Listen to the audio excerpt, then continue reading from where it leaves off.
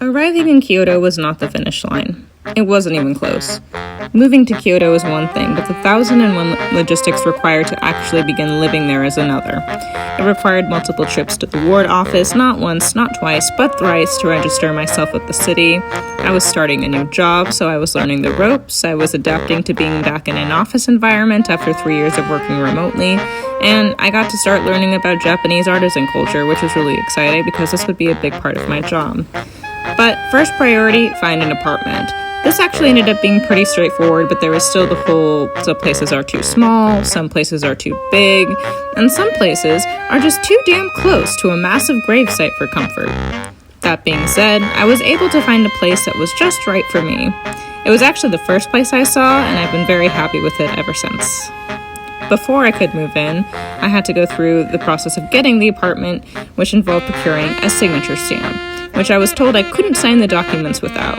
I used it for exactly one stamp on one sheet of paper, and I proceeded to sign the other 25 sheets of paper with my normal signature, and I've never had an occasion to use this stamp again. Still, I had 2 weeks until I could get the keys to my apartment, so in the interim, I ended up moving out of the share house I was in and into a coworker's apartment while she was away on travel. Her apartment, incidentally, was up 4 flights of stairs, with no elevator, which was darling during the dog days of summer in Kyoto, which is just humidity incarnate. Captain's log.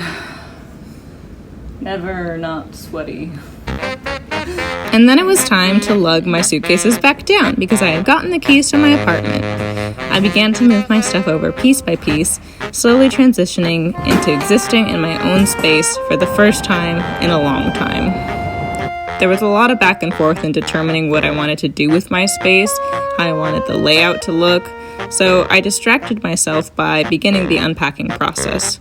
When moving abroad with only 2 checked bags, you must be very selective about what you bring, so I brought only the necessities, which include Trader Joe's condiments and an extensive tea collection, just the bare necessities of life, for me anyway. The apartment had no appliances, so I procured a fridge and a washing machine from Facebook Marketplace.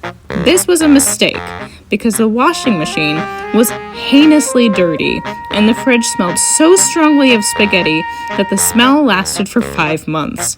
I learned my lesson, buy appliances new.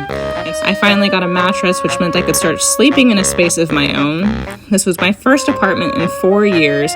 I'd spent the past 4 years bouncing between 16 countries, a grad school dorm, Airbnbs, hostels, hotels, and my parents' house as I transitioned between chapters of my life, so it was very welcome to finally start living here.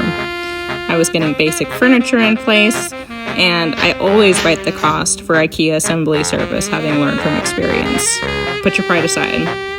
What it costs you in money, it will save you in time and strife. I'd actually had this very piece of furniture in my apartment, and it had taken me, my mother, and my best friend 5 hours to build, but the assembly team, only 30 minutes. In addition to furniture, there's 1,000 decisions to make in terms of outfitting a home from scratch, from curtains to cookery to utensils to napkins to sheet, everything.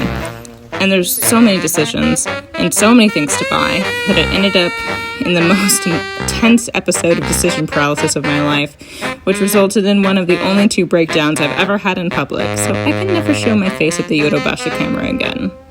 But finally, all of the essentials were in place: bed, couch, desk, dining surface. The last, most infuriating element was the internet. The internet was by far the most frustrating part of this whole puzzle because it had taken 2 months to get internet in my apartment.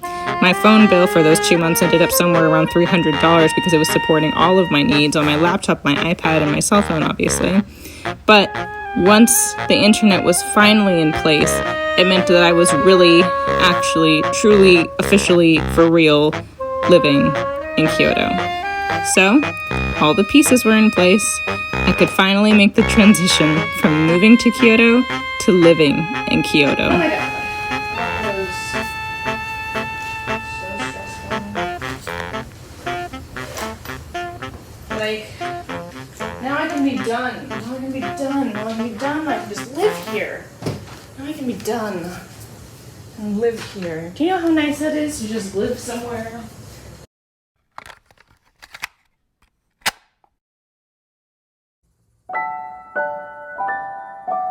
And with that, I made it. I was officially living in Kyoto. Not just moving to Kyoto, but living there. It was a long time coming.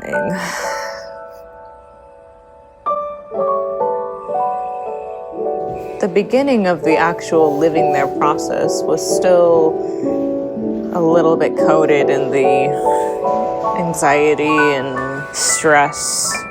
There was no way to fully detach from that.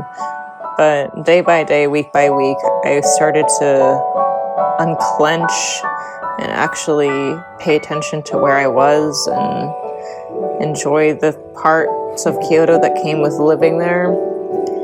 I started exploring the city halfway as a tourist and halfway as a resident, but it was a comfort to be able to start feeling a part of the city, to feel the new experience of living someplace without a finite deadline. I had traveled and I had lived in London for grad school, but all of those come with an end date. This was the first time in my whole cognizant adult life that I didn't have anything else I was striving towards. This was the first time in my whole adult life where I wasn't trying to get into another school or move to another city or get a different job. I had gone to school, I had moved to a different city, I had gotten the job, and I didn't fully know what to do with myself at first. I didn't know what to do with a phase of life that didn't have something coming after it. It was really strange for me to think of myself as being here for the foreseeable future. There had been no foreseeable future. My mother, before I moved, asked me, do you see yourself living in Kyoto for 2 or 3 years or for the long term? And I told her, Mom, 2 or 3 years for me is long term. I had just spent the last 4 years, bouncing from place to place, never living in a place for more than a year at maximum. I had spent my time across 13 countries in the last year and a half alone before moving here. So the idea of a stationary life was incredibly novel, and I found a lot of peace in a time where I realized I could sort of just focus on belonging.